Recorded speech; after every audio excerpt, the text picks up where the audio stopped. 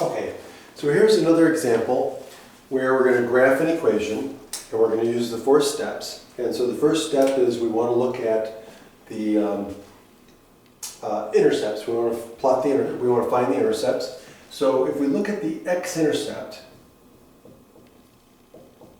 for this one, so we're going to set y equal to 0. And so we get x equals the square root of 0 minus 1, which gives us the square root of negative 1. Now, what's wrong with the square root of negative 1? Well, this is an imaginary number.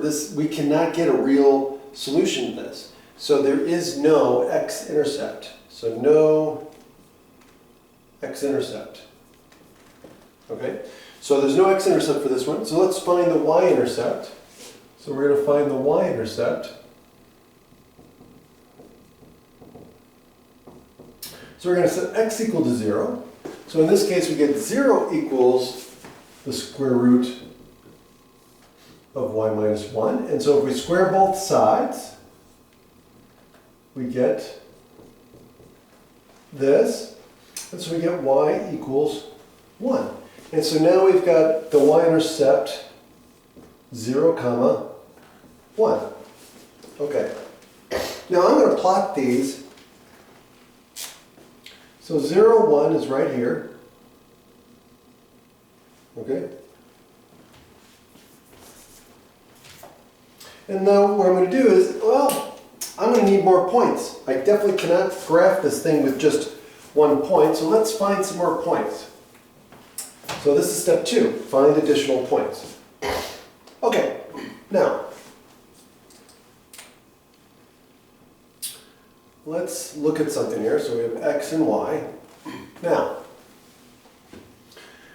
since this here is positive, right? This is positive square root. Okay? And we cannot have any negatives underneath the radical here. So this is all going to be positive values of x. So we're not going to get any negative values of x here. Okay? So we're not going to deal with this side. Okay? Because there's no way, I can't find a y value that will give me a negative value over here. So this thing will never, x can never be negative. So it's going to end up, the graph is going to end up being on this side of the y-axis. So let's put in values of positive x. So let's start with 1. If we plug in 1 for x, okay, so if we plug in 1 for x, okay, so let's say we plug in 1 equals the square root of y minus 1. Okay, and if we square both sides, we get 1 equals y minus 1, and then we'll end up with y equals 2. So we get 2. And then if we stick in 2 for x, what do we get?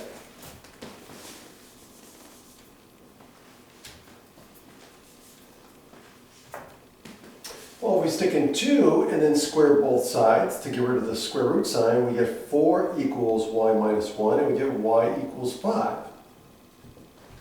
Okay? And if we continue doing this, we'll end up with 3. Right? If we put in 3 here, we get 10. Okay? And so now let's plot these additional points. Okay, so now we got some additional points. So we, oops, I did not want to erase that.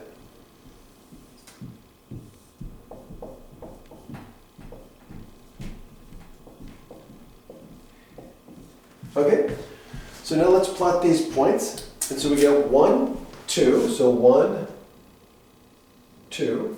And then we got 2, 5, so 2, 5. And the other one doesn't go on there. Okay, but you know what? We only need 3. Okay, so we can't plot this one here, 3, 10, but that's okay. Because now, all we have to do is connect these in a nice smooth curve.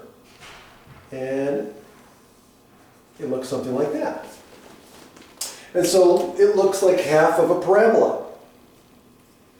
And so that's the solution. So that's our graph.